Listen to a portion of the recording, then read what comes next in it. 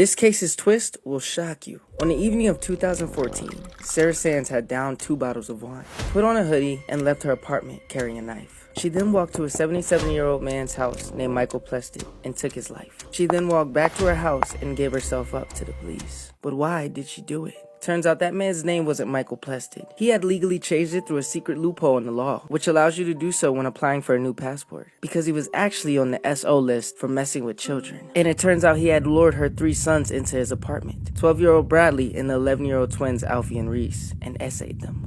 In court, Sarah claimed that she will never be able to take the nightmares that happen to her boys away from them when they're screaming at night. She got 7.5 years, and now that she's out, she fights the law, campaigning to stop other offenders from changing their name through that same loophole. Did you see the secret question I hid in this video? Alright, it's time to explain this video. Dead. He's dead, man. Oh, thank you, thank you, thank you, thank you, thank you. Oh boy. You don't feel bad about it? No. Would you do it again? Yes. So her name is Cynthia Citabaca. On February 11th of 2014, she shot and killed her son-in-law. Prior to her crime, Cynthia suffered a very bad stroke. Because of this, she moved in with her daughter and her son-in-law, and they did not get along. They were always on each other's nerves. Apparently, on the day of the crime, Cynthia and her son-in-law got in a big fight. It was actually on Cynthia's birthday. Cynthia also said that since living with her son-in-law, she noticed that he would physically and emotionally abuse her daughter and the 2 children. So to her, she thought she was saving the daughter and children. I'm not justifying her actions at all, but this is why she was so happy. She thought she saved her family. This is part 2 of the worst reality show you've never heard of, where a man was kept naked and without food in a studio apartment for 15 months. In some shots from the show, you can see how much weight he's losing. He would go really long stretches without eating. So Nasubi, this guy here, had no access to food unless he won it as a prize. But about a month into the show, he does win some rice. At one point, the rice does run out though, and he's forced to eat dog food. That's all he has. And remember, 17 million people were tuning in to every episode at this point. People actually love this show so much that they figure out where Nasubi's apartment is and they go there. But they don't bring food or blankets for him. No, they literally stand quietly outside of the window and try to catch a glimpse of him. And the whole time, Nasubi has no idea that this is being aired on television. Eventually, producers show up in the middle of the night and grab Nasubi from the apartment because they're afraid that he'll figure out the crowds are there for him. But when they bring him to a new apartment, it's identical to the one he just left. And he stays there for another year. There's so much more to this story, so make sure you listen to the episode for the whole thing.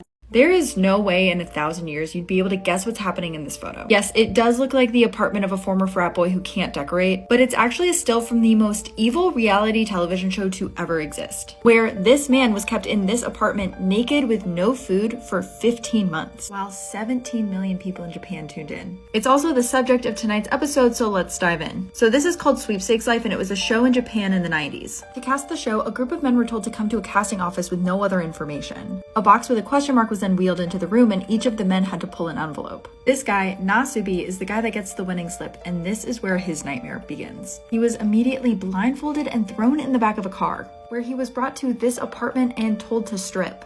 This is also where he's told that anything he needs to survive needs to be won in sweepstakes that are in those magazines, meaning he couldn't eat anything until he won it, which didn't happen for 2 weeks. He wouldn't be let out of the apartment until he won 1 million yen worth of prizes, and he had no idea it would take him over a year to do so. I'm gonna have to do another part to this story, but check out tonight's episode for more. This kid fucking jumped off! Oh, bye-bye! Oh, shit! That's Hey, the buoy! This is Cameron Robbins, and this was very well the last time that anyone would see him.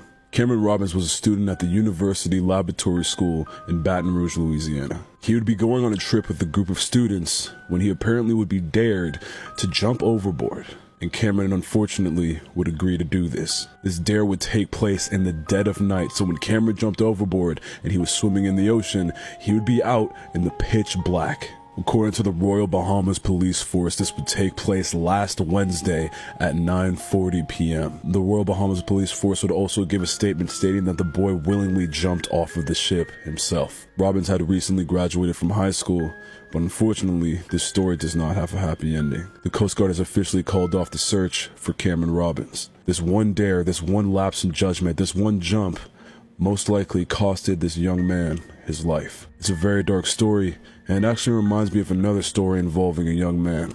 Come with me to read the most haunted book in the Library of Congress. This is the Malleus Maleficarum, aka the Medieval Guide on Hunting Witches. This book is over 500 years old and is responsible for the torture and murder of thousands of people, mostly women, who were accused of witchcraft. I looked at this in the rare books secret section of the library, and I literally felt like I was in Harry Potter. This specific edition was published in 1492 as a way to identify, hunt, torture, and kill people suspected of witchcraft. This was the first book that preached that any man, not just clergy, should go out to hunt and kill the witches in his community. For me, the scariest part of this particular book was that 500 years ago, someone was making notes in the margins when they read this. They were studying up on how to kill women and using these really creepy hands to do it. I found myself getting kind of emotional reading it, knowing the impact that it's had on history. Anyways, what's the scariest book that you've ever read?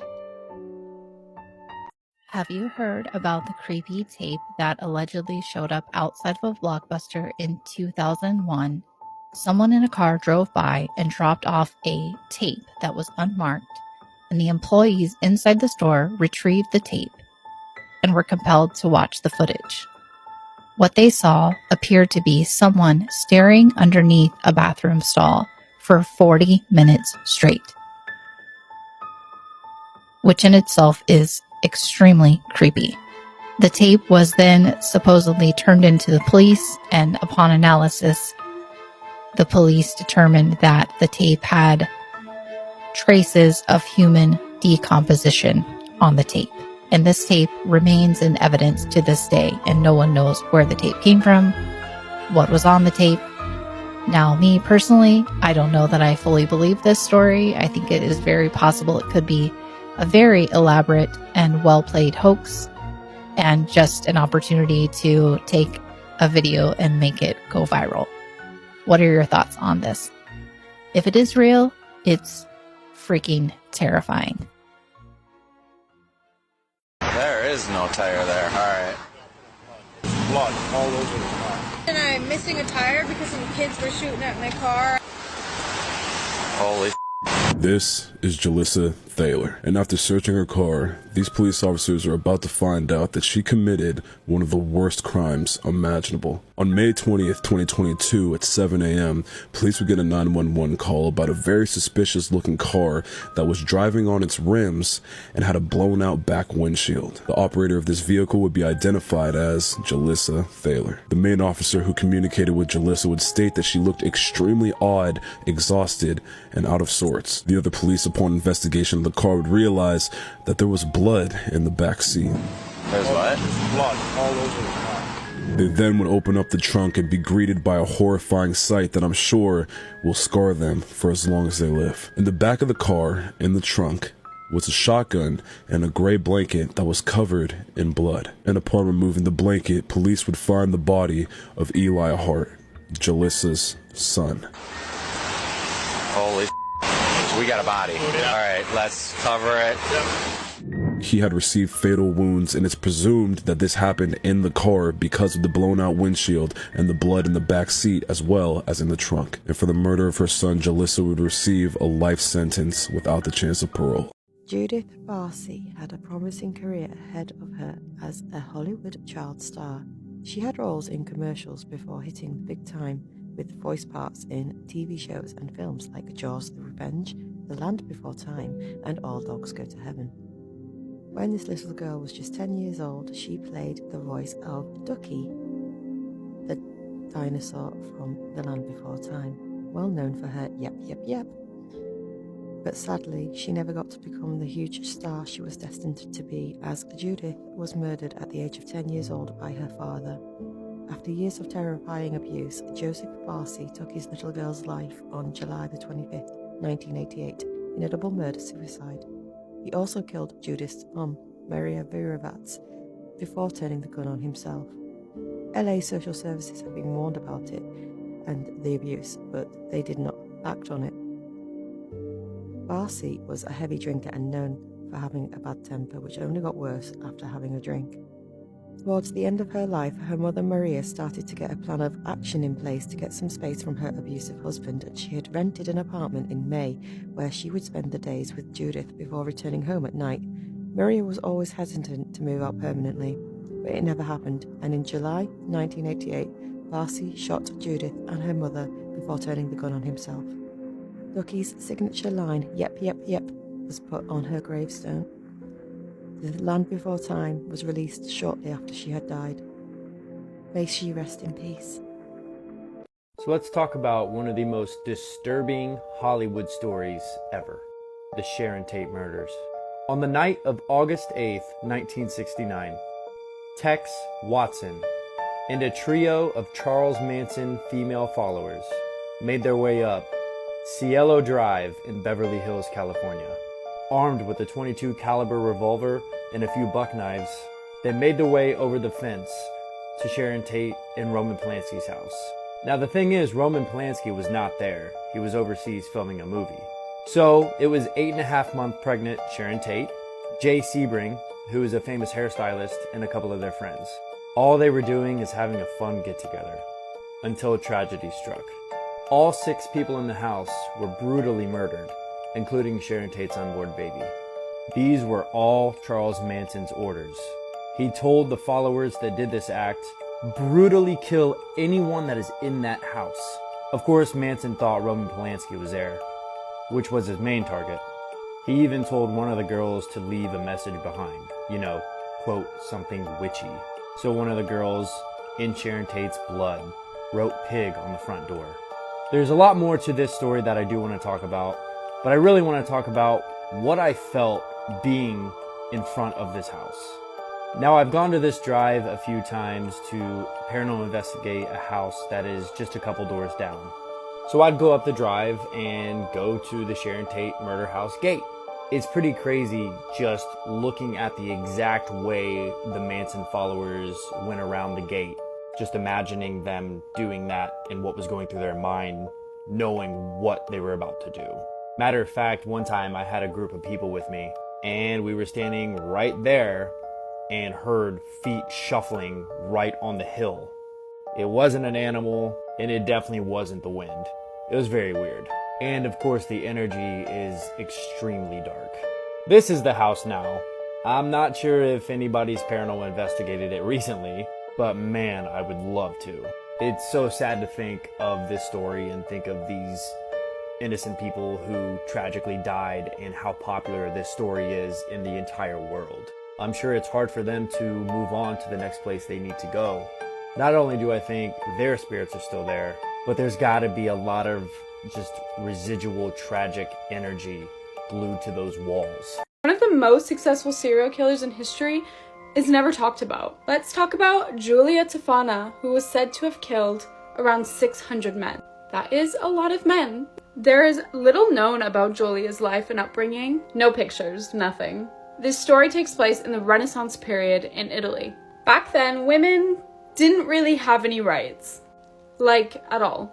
They were usually forced into arranged, loveless marriages. In this time, when you got married, your husband owned you. Men had full ownership and control over their wives. Husbands would often beat their wives without any consequence. And unfortunately for the women, divorce was basically non-existent at the time. It wasn't even an option. So safe to say there was a lot of women stuck in abusive and loveless marriages with no way out. That's until Julia started her little business. Julia created an odorless, tasteless, and colorless, undetectable poison, and she put it in makeup products. She disguised her poison in beauty products that women could easily keep on their vanity and no one would question it. She called it Aqua Tofana. Pretty cool name. This product would allow women to discreetly kill their husbands over the span of 4 days. A few drops every day, and the initial symptoms would simply seem like a flu. A few more drops the next few days, and it would slowly weaken and eventually kill the men. You're probably wondering how she got away with killing all of these men without anybody noticing. Well, Julia was very careful.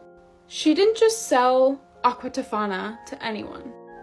Any new client had to be verified by a past client and have a background check.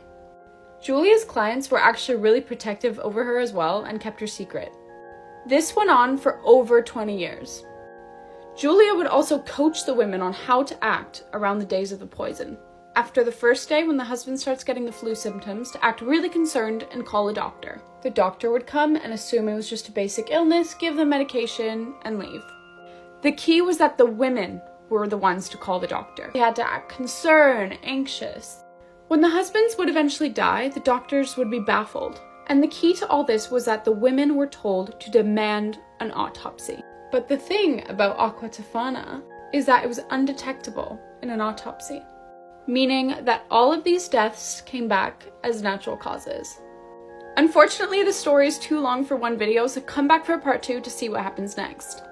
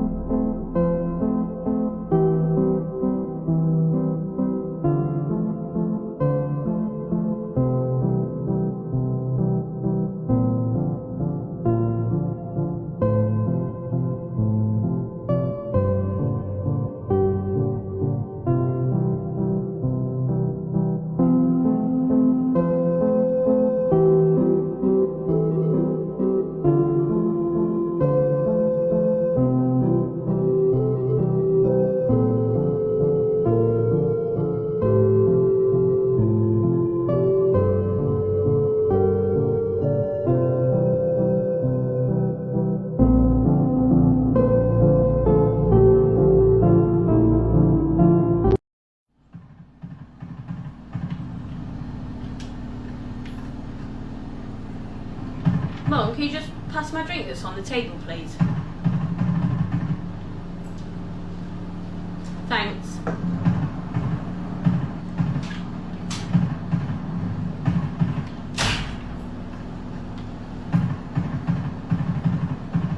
The road was more than asphalt and lawns, it was a living memory, a haunting echo that called to Mike. As he pulled into the old gas station, rain pelting his windshield, he felt a shiver of recognition. Something was waiting for him here, something buried in time and hidden in shadows.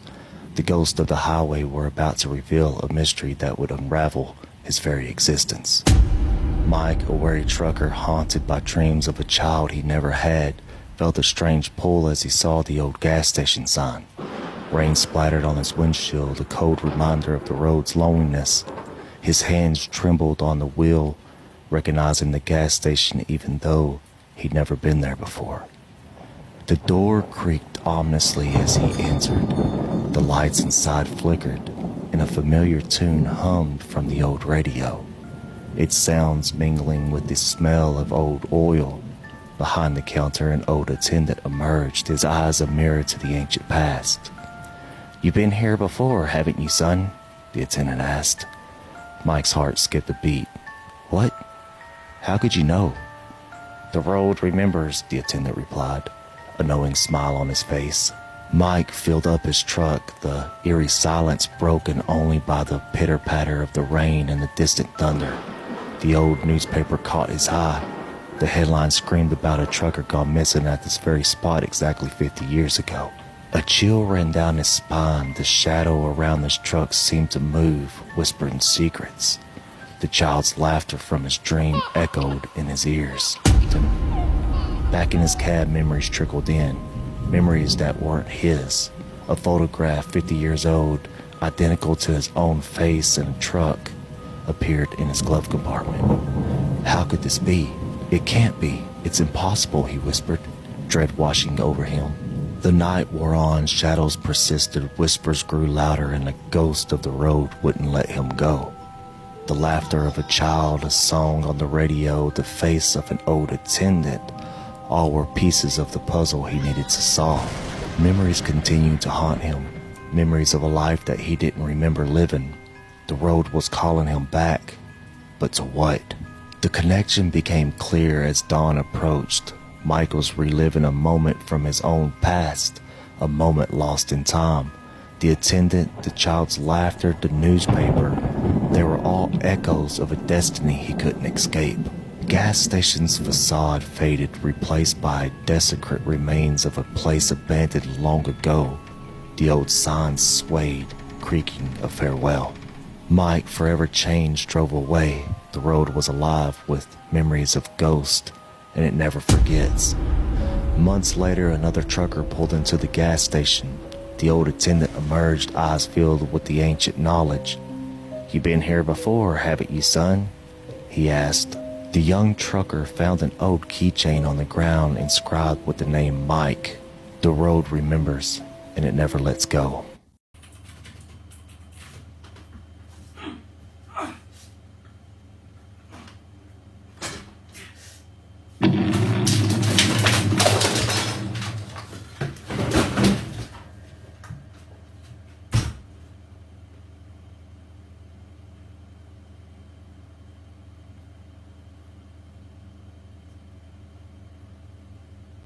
A Ring doorbell camera captures the terrifying moment when a woman's ex-boyfriend is shot and killed by her father.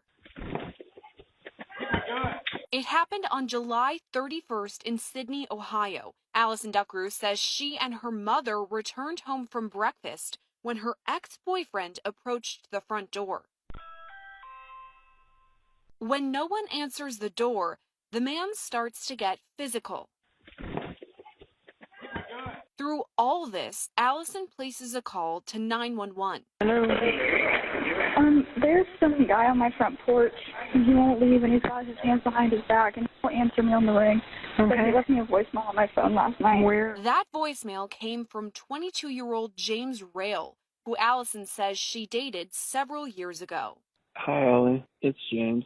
I just wanted to reach out to you because I just wanted to see how you're doing. It's been a while since I've talked to you, and I feel like it. I don't know what I feel. I do know that I do want to talk to you, though. I do. It'd be nice. It'd be sweet. Allison later tells investigators she did not return the call. And he tried to contact me a couple times, and I've ignored it. And then last night he called me at 11:40. I didn't answer. He left me a voicemail saying, "Hey, let's talk." I didn't answer him. After Rail breaks through the family's door, Allison's father, Mitchell Duckrew, calls out with a warning. Seconds later, 3 shots are fired in Rail's direction.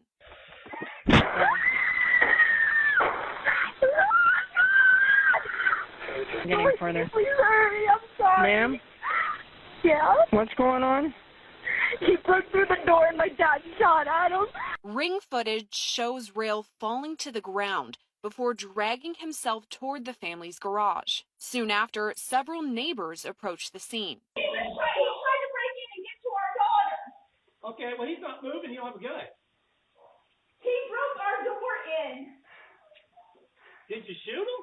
Yes. Okay. Call 911. It's already done. We're on the phone with them right now. Meanwhile, Allison remains on the line with 911 and can be heard comforting her father. Dad, you're the best dad ever. You just saved my life. I know I got Fort Laramie. It's gonna be Fort Laramie. No, you saved my life, Dad. You what? As the Duckrew family stays inside the home, neighbors outside monitor the situation. Dude, I don't... You better hurry up and get an ambulance down here. Oh, my gosh. Hey, did you already tell them, Alan? Yeah. Did you tell me he shot? He's dead? He shot? He's gone. Dude, he's about ready to die. Yeah, I hear him. He's dead. He died. Several minutes after gunshots rang out, officers arrived to the scene. The guy's dead right here. Where's the guy with the gun? Inside the house. He's the homeowner. The guy tried to break in the house. Okay. And the guy was just basically protecting himself. We're right here. Okay, you guys have your gun down? Yeah, we're right here. Officers enter the home and secure the weapon used in the shooting. After that, the Duckrew family explains how the situation began and quickly escalated. Was he following all 3 of you or just you? Just you 2? And you were already home? Yeah, we just came back from breakfast. You're okay. Like, knew where I was. Okay. Like, he just followed me and zipped into my driveway. Allison tells officers she had no communication with Rail for several years until he called her out of the blue. How we talked it on the phone, I should have known he was going to do something stupid. Body camera footage also shows Allison embracing her father and later sitting next to him near the family pool. At the same time, other officers secure the situation in the front of the home and speak with neighbors. So we're here next door and all this. I heard the gunshots and I've seen him drop. And invasion. The homeowner. I mean, you see a body laying there. An Ohio grand jury later declined to indict homeowner Mitchell Duckrew in the shooting based on stand your ground laws. It's like an 8-mile city called Felicity, and it's definitely a cult. Yes. And this really rich guy, he's a Rothschild. He bought this town of Felicity and named it after his wife, Felicity. Wait, is this real? Who we think we ran into. Can we make sure that this is real? They offered tours of this place. Oh, we did a tour. We did a tour. Why? They tried to get us into this cult. They put us in this pyramid. They tried to get us in the center of the pyramid, in the center of the thing, put our foot in the middle, save this thing and make a wish and then sign a contract. And I was like, and we were like, I'm not doing that. And she was like, well, it's the only part of the tour you have to do the tour. And that's when we said, we don't want to do the tour anymore. We're going to leave. And she was pissed. And then they said, she goes, this right here is the center of the world. Once we saw it and we're like, because the staircase, you can see it from so far away and then you see the pyramid and you're like, something is going on here. 20 cars in the parking lot, no people. There's a cop that lives there who went there to investigate what was going on and never left. Wow. And then he lives there now. Cannibal Holocaust is so disturbing that it's banned in several countries. It was so hard to find pictures that I could use for this video. Google the title of this movie and look at the images and just look at what comes up. After its premiere in Milan, the judge ordered that the movie was pulled from theaters, and the director was actually charged for obscenity. One scene that got them in really big trouble was a scene where they showed a woman being impaled and the court had to determine whether it was real or not. They also killed real animals on the screen. It was released in 2001 in the UK after so much was cut. And you see so much more before you see the actual cannibalism. There's murder, torture, genocide, the R word, castration, footage of real life executions. On top of this, the director of the movie treated everyone like shit. like the cannibals were some tribe, and he didn't care to like think about how actual tribes are. He was kind of just being stereotypical. He was really, really racist towards the people on set. He exploited people. And there was no real intention behind the movie. Like, he made it so he could freak people out. If you like my content, follow my TikTok, Instagram, and YouTube for more. It really helps when you interact.